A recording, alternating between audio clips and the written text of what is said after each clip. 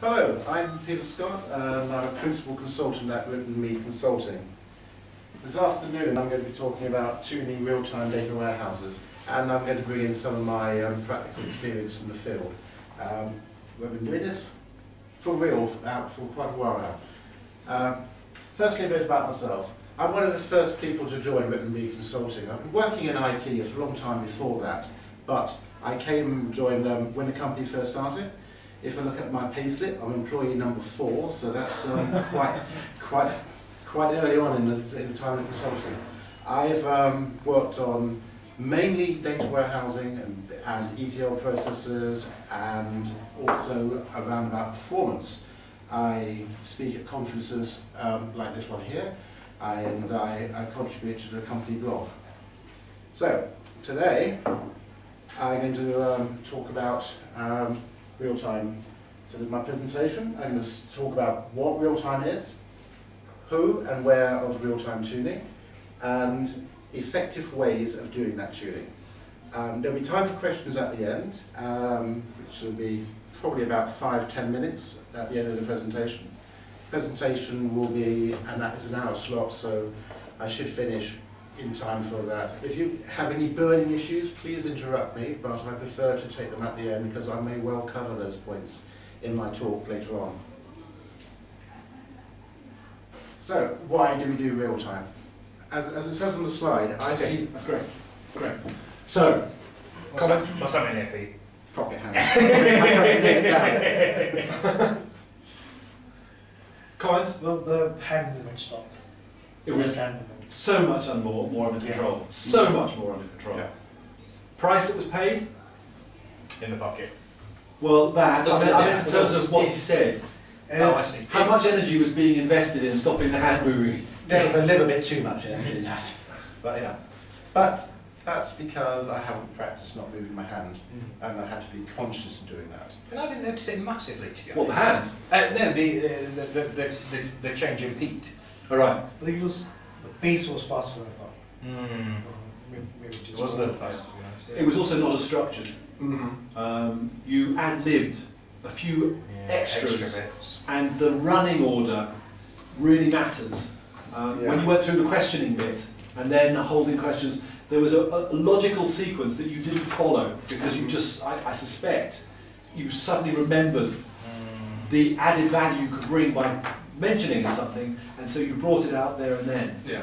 What I suspect you will have to do, and this is a technique for all of you, is if you want to get the phrases you use stock so that they come out naturally, but they are precise and accurate and appear effortless, the only shortcut I know to it is to write the whole presentation out longhand.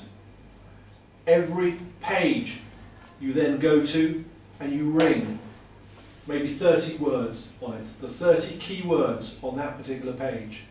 You then transpose those all from, say maybe you've got 5 pages of complete handout notes, not handout but script.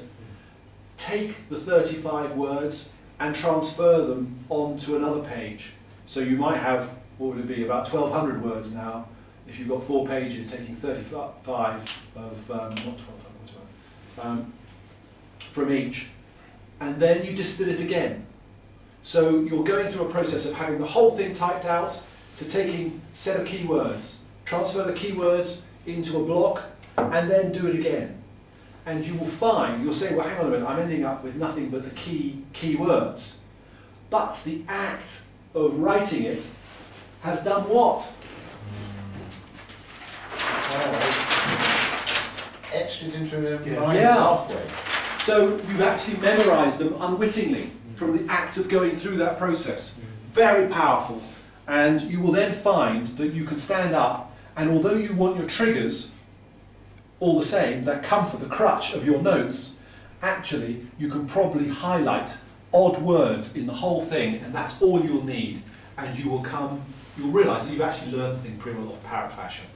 And you will then relax so much in terms of your delivery. So it's a process well worth going through. One last thing on the subject of nerves and pace and things like that. how do you prepare? When you're going to stand up, what are the last things that go through your mind before you physically do a presentation? Questions people will ask. Good. So things that are going to make you nervous? Yes. Yeah, good. Preparation, excellent. Get yourself nervous. Start to doubt your abilities. I don't really have the experience to No, sort fair of enough. tell you. To be Fair fair. enough. It's sort of how many people will be there or whatever, or does somebody in the audience know more about it than I do? Will I be found out? Right, okay. Yeah. So you're setting up negative It's expectations of yourself. It's not necessarily a positive thing just before you start presenting, No.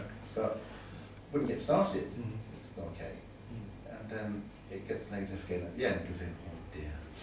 Well, because you're going to get to the questions. No, not that. The questions are going to be okay because I think all of us in the company know enough about what we're doing to actually be able to answer the questions. Yeah. But otherwise, I wouldn't necessarily be here because. Why you say that? I don't mean of your company, I mean of lots of companies I deal with. Supposedly the people should be there for the right reasons. Okay, couple of tips. When you are about to start a presentation, that first 5 minutes sets the scene. Your audience is watching you like a hawk. They want you to succeed. No one likes having a presenter who is awkward or difficult. Well, we've all been there. We hate it, don't we? We want them to be good. They want your side. They want you to succeed. It is crucial that you tell your subconscious that you are going to succeed and you give yourself the best possible chance, because that first 5 minutes is where you sink or swim in the audience's mind. And thereafter, you will go. We saw it with James and his umming and ahhing. You ummed a lot to start with, and as soon as you got into your swing of things, you got off. Well, what we want to do is we want to get you floor running right from the word go instead of 5 minutes in. So, tricks up your sleeve. The first thing you should do is you need to take several deep breaths. You want your body to be really well oxygenated when you start a presentation. A couple of you, particularly actually, yeah, it was Pete, at one point you were quite short of breath when you were talking, and you were making very short sentences, and it came across quite fast and staccato. That was well into the presentation. If you are well oxygenated, you can afford to take longer breaths. It also sets the pace. If you take a deep breath, you're then in a calmer state. What I also suggest you do is you need to clench and unclench muscles. Ideally muscles which are not visible to the audience. My first career was in the forces, and when you're on duty, one of the things, you fall over if you stand up too long and straight and don't move. So you're taught to curl your toes really hard and then release them. Now before you go on stage, I would recommend that you do whatever you can. I mean, ideally you don't want to be embarrassed about it, but literally really tense everything you possibly can and then release it. And do that 5 times. And I promise you, you will feel as if you're floating, and it will just help you. And then as you're walking out towards the stage, 4 or 5 really deep breaths, and you get yourself fully oxygenated. And the last thing, which we don't have time to do today, which is an individual thing, which I will work with you on. One of the things I do is, I'm an NLP practitioner. One of the things I do is I help people adopt almost like a trance-like state. What I mean by that is I help you access a time when in your life you have supreme confidence, total relaxation, and help you call on that moment and that memory at the moment you walk out, which again helps you in that process. So when you're coming out, tense muscles, exercise muscles, because that will relax your body. That's the first thing. As you're walking out on stage, take 2 or 3 deep breaths with a smile the moment you are in view of your audience. And it's at that particular moment, as you're walking out, that we would then trigger what I call an anchor, which is the ability to recollect. And if any of you have watched the Olympics, and particularly the swimming is of interest to me, if you review the starts of the races, you will see most of the swimmers trigger an anchor, which is that of relaxation. Because what you don't want as a swimmer is to be tense at the start of a race. Because, without boring you, equal and opposite muscles, you know how you've got one muscle for doing that, one muscle for doing that. If you use both of them because you're tense, you're just wasting massive energy. And swimmers in particular have a real problem with that. Okay, so in terms of your preparation, that is what I would recommend. If you have anything like nerves, that is the way to kick off. And you need to practice it. Do this, really clench it. And you can just feel, when you release it, there's almost like a glow, a sense of peace which comes through you. It's the utilisation of muscles. That's why we laugh, for instance, when we're nervous, because that uses a lot of muscles and it helps us relax. That and deep breathing. And then after the event, or after those two things, triggering an anchor that we'll talk about. What we are going to do, we've got 10 minutes, excellent, we've got 10 minutes. What we're going to do after today is, I don't know if you were all there when Mark said that what he wants me to do is to keep in touch with you through your presentation process. What I'm going to do, I suspect, I haven't spoken to Mark about this in detail yet, is clearly make myself available to you to talk about your final structure and presentation. And via Skype or some other route, I'd be very happy to hear a final rehearsal go through. And I would recommend that you each spend some time with each other through that process. Mark was also talking about having other groups he wants to put through this program anyway.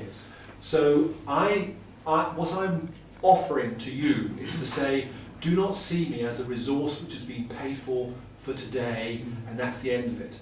See me as a resource that you can tap into when you want. And I mean that. So if you don't feel, oh, Mark's going to get a bill and he's not going to like it, I will tell you, if what you ask of me is such that I have to put in an additional bill and I have to clear that with Mark first, I will let you know. Feel free to abuse me until that point. Okay. If you want me to look at one of your presentations, send it to me. I will find the time and I will do whatever I can to not charge you or charge the company as much as I can, because I'm really keen that we take this on and give you the best possible grounding that we can. So you've got all my business card, I think, in there somewhere, whatever. By all means, try either my email or my mobile tends to be the best because I'm not always at the office. So the last thing I want to talk about today is questions.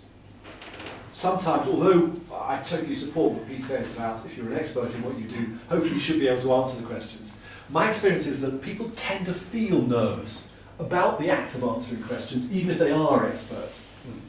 Now, I didn't say that wasn't the case. But it shouldn't be overwhelming.